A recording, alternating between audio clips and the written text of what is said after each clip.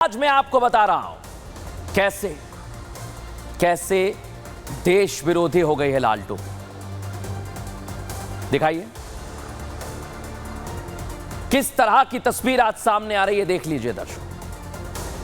और आज लाल टोपी के काले कारनामे तो आपने देखे होंगे, लेकिन देश विरोधी दर्शक क्यों कह रहा हूं मैं आज बात, आपको देखनी चाहिए हमारी एक्सरे रिपोर्ट। क्योंकि यहां जो तस्वीर सामने आ रही है वो उत्तर प्रदेश में है और इस तरह के कृत्य किए जा रहे हैं जहां पर कार्रवाई जरूरी है। देश विरोधी जगह जगह है, लेकिन अब एक और इंडिया अलायंस का हिस्सा है देश विरोधी समाजवादी पार्टी के नेता। देश विरोधी बोल रहा हूं दर्शकों, क्योंकि उत्तर प्रदेश के कुशीनगर में जाली नोट का कारोबार किया जा रहा था और बड़ा अंतरराष्ट्रीय गिरोह था जिसका पर्दाफाश हो गया है।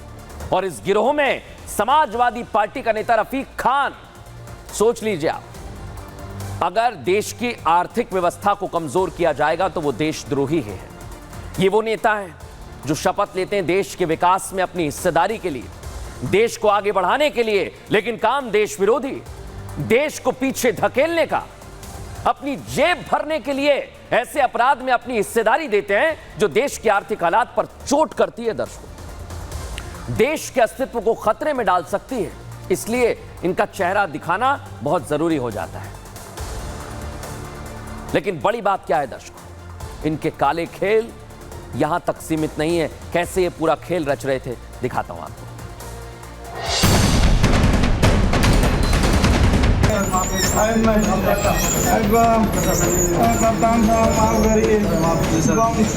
समाजवादी पार्टी पर आरोपियों का तमगा तो लगा ही था, लेकिन क्या अब ये पार्टी देश विरोधी हो गई है? ये सवाल इसलिए भी जरूरी है क्योंकि समाजवादी पार्टी लोहिया वाहिनी का राष्ट्रीय सचिव रफीक खान जाली नोटों के अंतर्राष्ट्रीय गिरोह के साथ पकड़ा गया।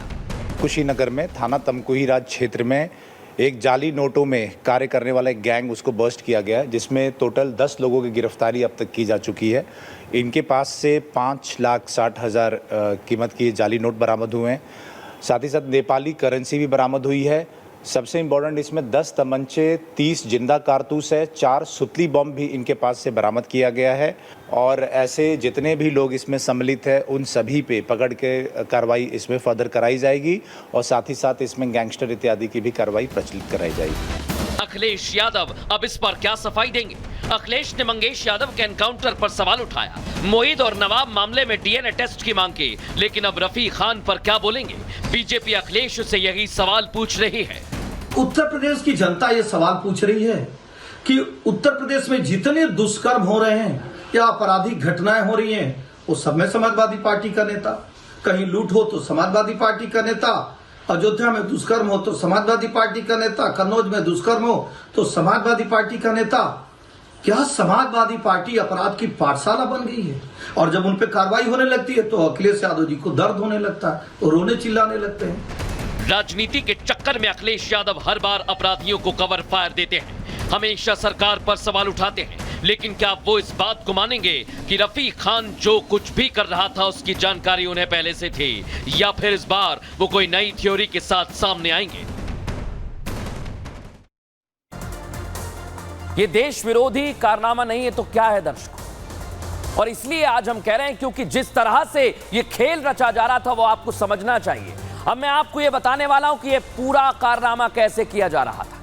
इस पूरे कारनामे में बहुत बड़ा खेल चल रहा था दर्शकों। ये गिरोह कैसे काम करता था देखिए। समाजवादी पार्टी का नेता रफीक खान गिरोह का मास्टरमाइंड है दर्शकों। ऐसे बोरियों में भर के नकली नोट ले जाए जाते थे।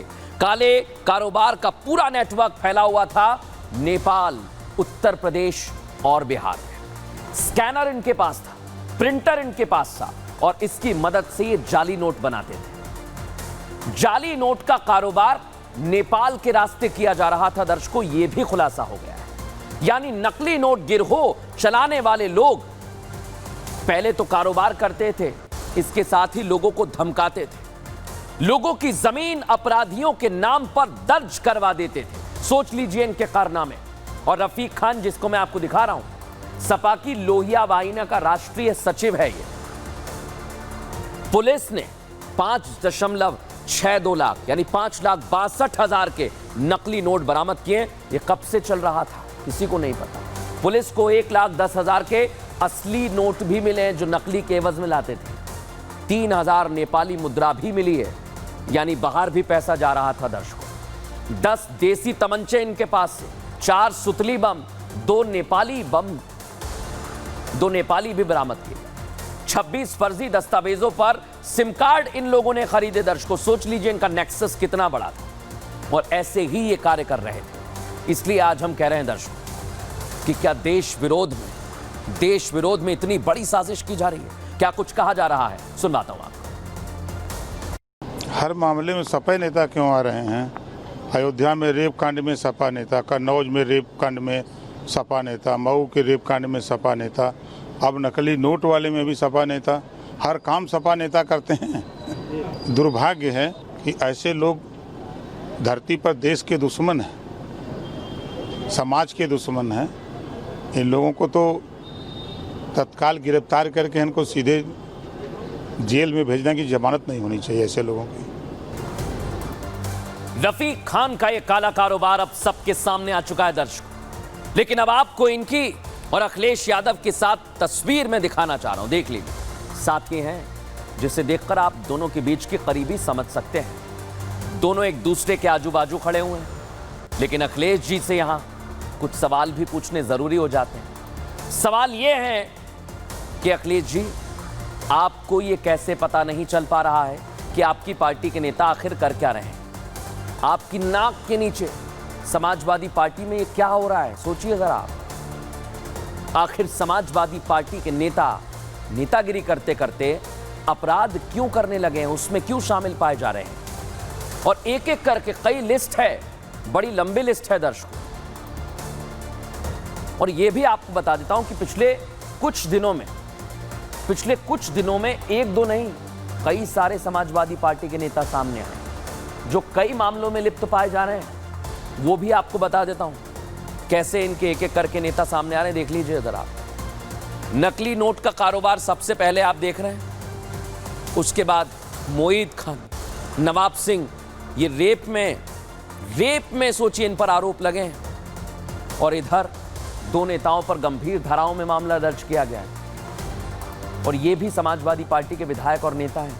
इतना ही नहीं दर्शकों, एक महिला नेत्री भी हैं जिन्होंने अपने पति के साथ ही मारपीट की, और इनके पति अस्पताल में आरोप लगा रहे हैं कि कार्रवाई की जानी चाहिए। चुनाव भी लड़ चुकी हैं समाजवादी पार्टी से। सोच लीजिए दर्शकों कि इतने सारे नेता आखिर एकदम से ये काले कारनामे क्यों किए जा रहे हैं? ये सवाल बहुत बड़े हैं दर्शकों, बहुत बड़े इसलिए हैं क्योंकि उत्तर प्रदेश में अगर एक ही पार्टी के नेता फंसते जाएंगे तो क्या यह नहीं कहा जा सकता कि अपराध से इनका पुराना नाता है?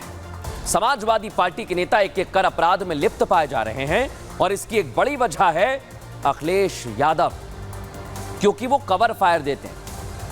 एक राजनेता के तौर पर जरूर सियासी चाल चलते हैं, लेकिन जब जौनपुर में मंगेश का एनकाउंटर हुआ तो अखिलेश यादव ने मंगेश के परिवार के साथ खड़े होकर सवाल उठाए।